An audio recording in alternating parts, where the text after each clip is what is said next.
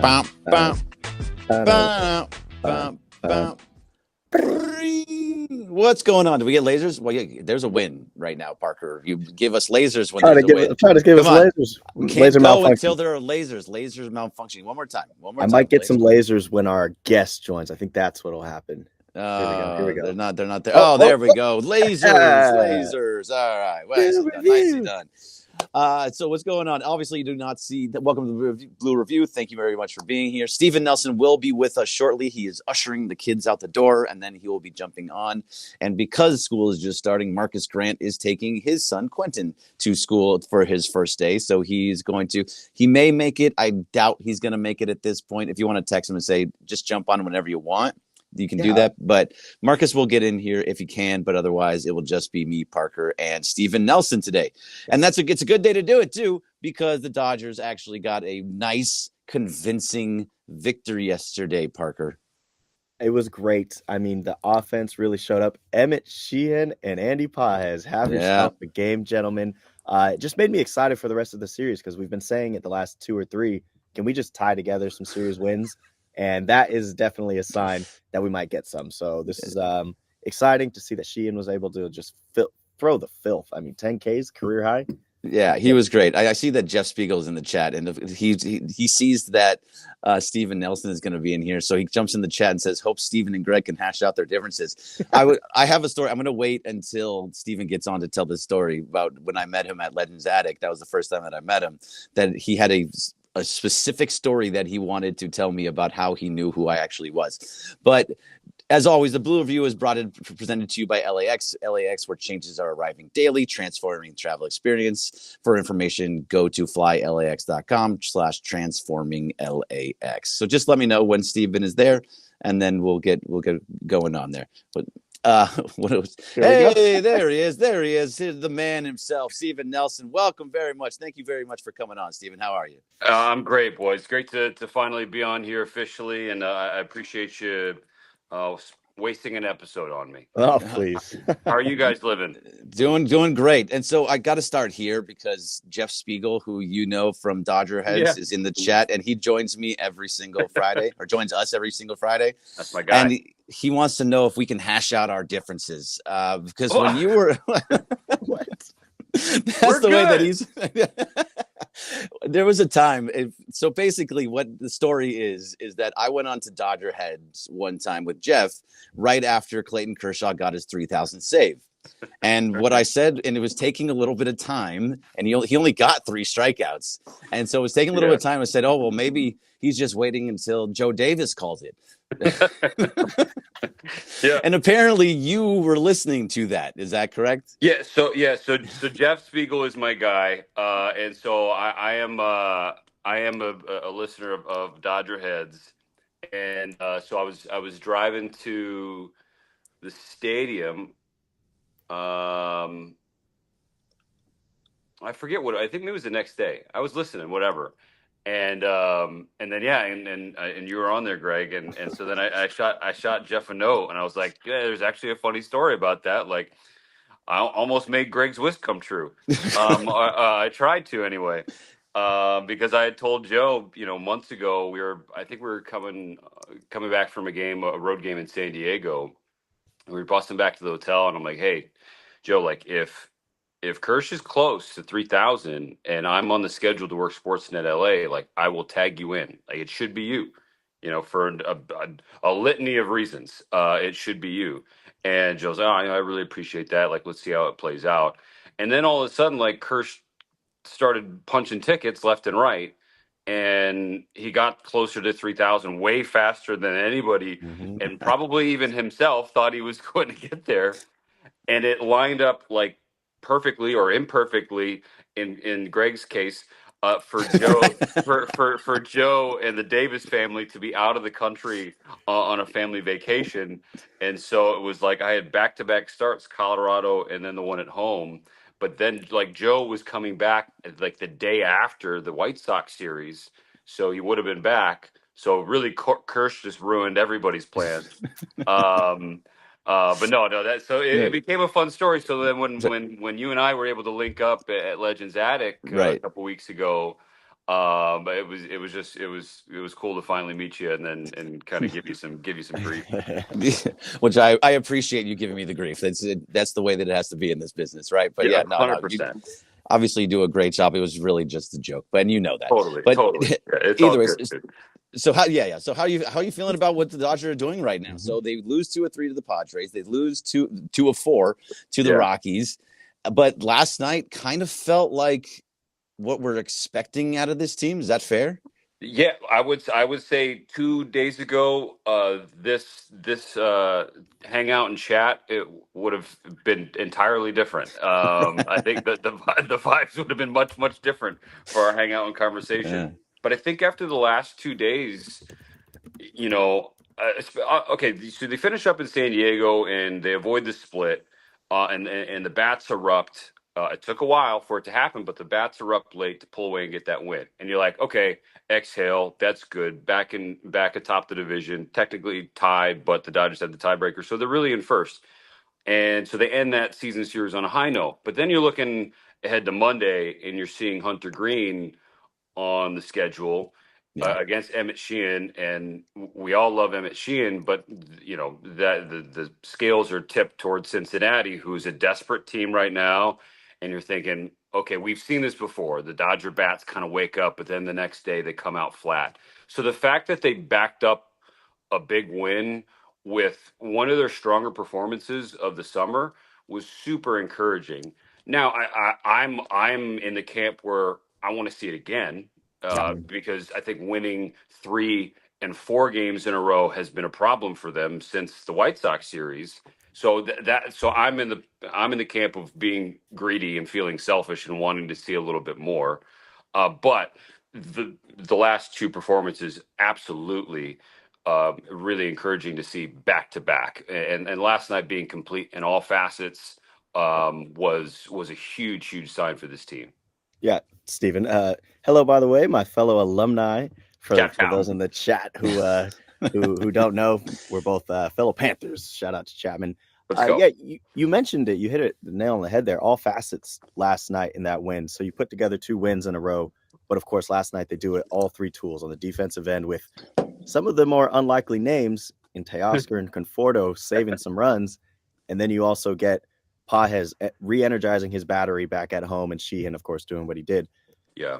I mean, is this just a sign of what's to come in terms of, hey, we got the guys. It's not necessarily Shohei who's winning the game. It's Right. Pages is who we've been kind of waiting on to wake up.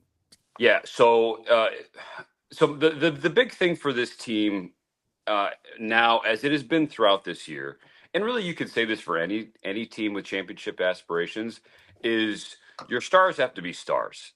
And this team will go as far as their big dogs carry them. And that is the top of the order. That's Ohtani, that's Betts, that's Freeman, that's Will Smith. And so then you need the rest of those guys. Like who are going to be the 2 or 3 dudes who step up each and every night? Max Muncy has clearly shown to be himself as the glue guy of the lineup. Teoscar Hernandez, and then it's like Michael Conforto and the Tommy Edmonds when he gets back.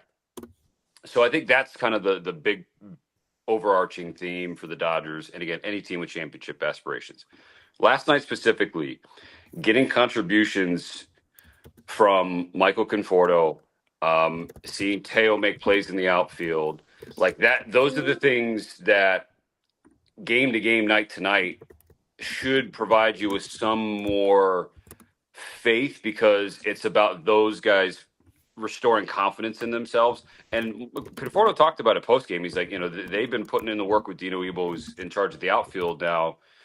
Now that Clayton McCullough is gone, and so for them to see some of the fruits of their labor, so to speak, kind of come out in gameplay and not just like during BP, like, oh, I had a nice read on that line drive from Justin Dean during BP, like that. Okay, that doesn't matter. Let's see it when the lights are on. For Conforto to get a couple of doubles, it has been a hellish year for Michael. Like, there's no escaping that. Yeah.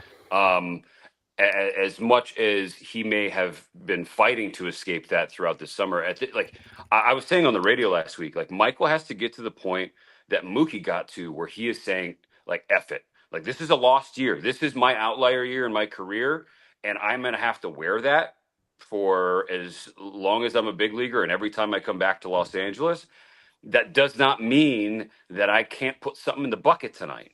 Yeah. And that does not mean that I can't help them like get to where they want to go, whatever my role is. And he's it's like an open secret that his role and his roster spot is very much up for grabs these next few weeks. And so for him to have that kind of night is huge. For Teoscar Hernandez, he's had a couple of good games like since the debacle in Colorado opening that series. I think that's a massive sign, and same for Emmett Sheehan, because he's another guy who's in limbo. I talked to Emmett last week, and he's like, "Yeah, I mean, I don't know. Like they're not saying anything, but I'm not waiting for them to say anything. I'm just gonna like do my job, and I'm working on, X, Y, and Z, my posture, and trying to clean up on mechanics. And for him to shove for 7 innings, punch out 10 again with a desperate offense that has some guys who are swinging a hot bat, and outduel Hunter Green." Like those are the game to game things that you hang your hat on. But again, the overarching the theme is still the same: is that the big dogs would have to carry him.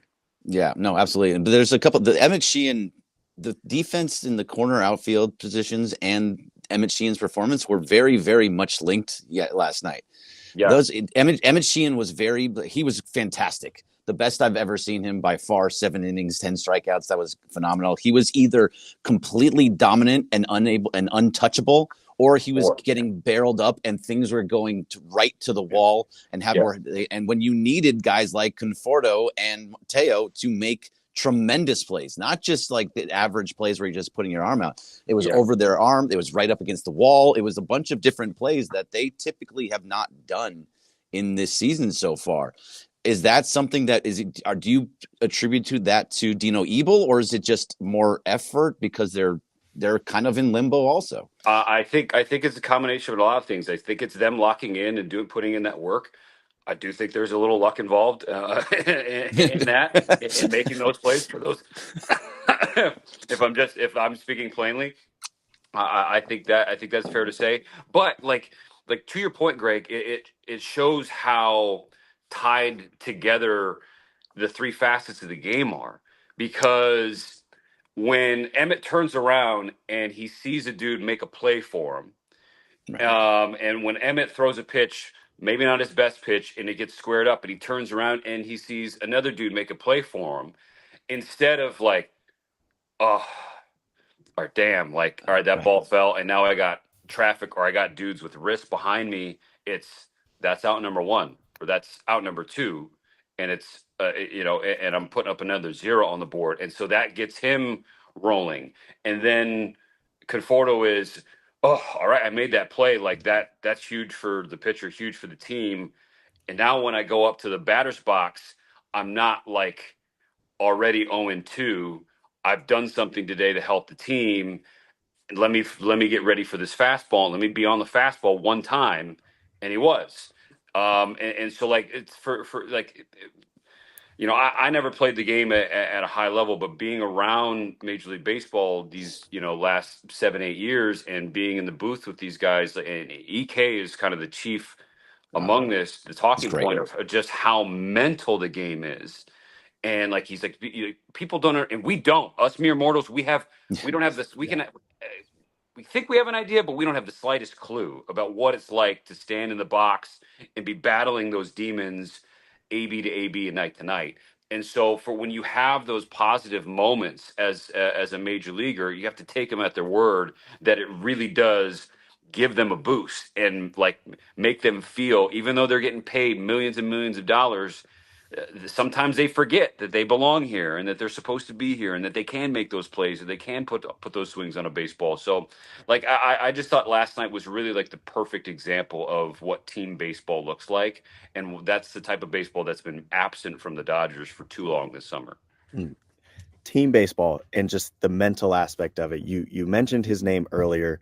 I believe probably the largest catalyst for this whole team locking in is Mookie. You mentioned, I think it was August 12th, around 11th or 12th, when he said, my season's essentially over personally. So now he's focusing on what he can just do for the team.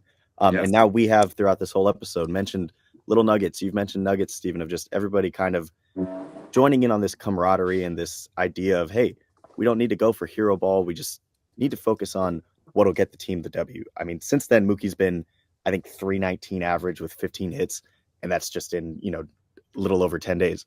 Yep. Where are you on just Mookie and closing out this season? I don't know if you've gotten a chance to speak with him since that moment, but just what he's looking like towards this playoff push. So it's been awesome. I'm so happy for him. I'm so relieved. Because Mookie was sad. He was like legitimately sad every day. And like he was like, there are road trips where he'd get on the bus with his bat. He was fighting that hard, and he was searching that much. And from our vantage point, like, it felt like quicksand. And where you're struggling and you're in a hole and you're fighting so hard to get out of it, but in fact you're sinking further into it. And so for him to sort of get to that cliff mentally and emotionally, and I know he credits Bree, his wife, for helping him jump off of that cliff and letting go. It's just so freeing for a human, right? For any of us in whatever walk of life, for us to just say again, F it, like, let's just let it rip. And let's just kind of put one step or one foot in front of the other and keep moving forward. Like, it's such a freeing place to be. I remember this was during the Cardinal series, and Mookie was 0 for 21 or whatever. And I went up to him. I was by the cage. He came over and like kind of, he's like, hey, like, gave me like the saddest fist bump of all time. and I'm like, Mook, like, you got a second? And he's like, yeah. So he comes over and I crouch down and I'm like, I don't know. I don't know. I don't know squat about squat. Thank you. Still, ESPN can't really drop that in there. Yeah. I don't know. I don't know anything about anything, especially baseball. But I do know this, and I showed him a video of my son, my oldest son Kai, who just turned 4. Mookie's his favorite guy. That was the first major leaguer he ever knew, and so he loves Mookie Betts. And the day that Mookie got thrown out and against Houston, when he like inexplicably tried to go to third, and he got thrown out there.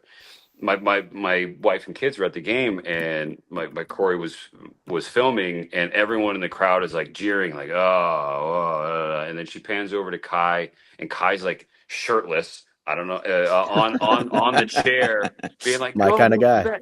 Go Mookie Betts, go Mookie Betts. And I showed him that video, and I'm like, Mookie, I don't know anything about anything, but don't forget that you're still that guy who made thousands upon thousands of kids and people fall in love with the game of baseball. Like, you're still that dude. And for whatever, like, the results are the results, but like, remember that you're that guy. And he was like, he appreciated it, and he was like, thanks a lot, man. But like, the point is that, like, now that we're seeing him play free and play fun, it's like, oh, there's Mookie again. You're like watching the game and he's playing with joy. Like, that play he made at short last night was just the latest in a line of them the last week. And they had the perfect camera on him on Sportsnet LA as they stayed on him after the play. And he's got that trademark Betts flair and fire. And it was like, okay, like, Mookie's back. What the numbers at the end of the year, I don't know what they're going to be. Like, he still might not hit 250, right? And his OPS may not be 720. But again, nobody who roots for the Dodgers will care if he makes those plays in October. If he knocks out 2 hits or 3 hits or bangs a big home run, as he's done a handful of times, no one's going to care about anything else other than that. So the fact that we have this version of Mookie back, this is my long-winded version of saying, like, hallelujah, because you're just so happy for him and obviously happy for the team. Yeah, no, and that's fantastic. I love the fact that he had that conversation with him, and if that helped him in any way, that's great. Because the one thing I'll give him too is that no matter what, his defense never changed.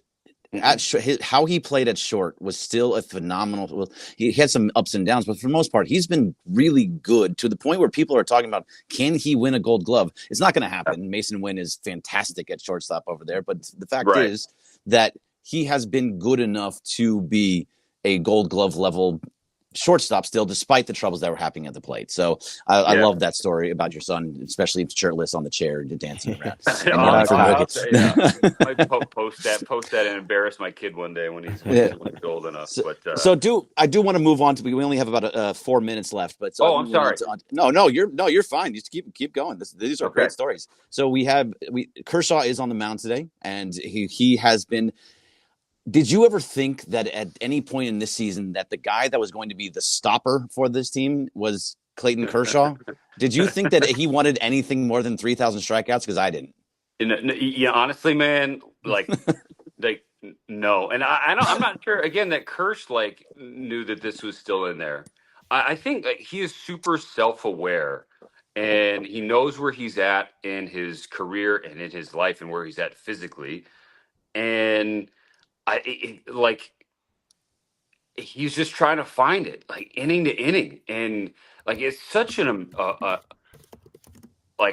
awesome sight. And gosh, that's why Oral calls it Clayton Kershaw Appreciation Day, and I hope his teammates do too, because there's so much to learn from that. Obviously, his talent and his competitiveness are generational. And so you can't just be like, well, yeah, Clayton Kershaw is doing it, let me do it. The baseball doesn't work like that.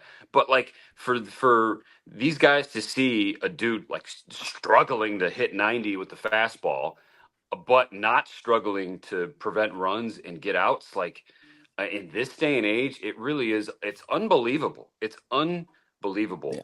And I remember, last year, one of the calls I used for Ohtani was Ohtani is inevitable. But I think really that's for Clayton Kershaw, because it's the year is going to be 2057, and Clayton Kershaw is still going to be getting outs for the Dodgers, trying to stop a 3-game losing streak or something.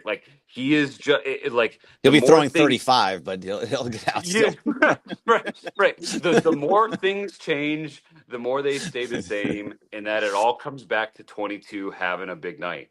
And so, as people, I know you guys are going to continue to have postseason roster conversations as these weeks go on. Yeah. Just given his ability to prevent runs and get outs, I know you want the stuff in October, but the way he has pitched, and certainly the back of the baseball card, and the fact that he's going to have a statue at the stadium one day, I don't know how he is not included in those conversations. I know he joked about it at the All-Star game, I'm going to fight to make a roster spot. It's I don't know, Kirsch. He might. Unbelievable. Yeah, he's phenomenal. I'm really excited. Kershaw Day is alive and well, but we do got to get going. Thank you so much for coming on, Steven Nelson. It was a pleasure having you on. You're welcome back anytime. If you want to join us at 6:30 in the morning starting next week, you are more than welcome to wake up and have some coffee with us.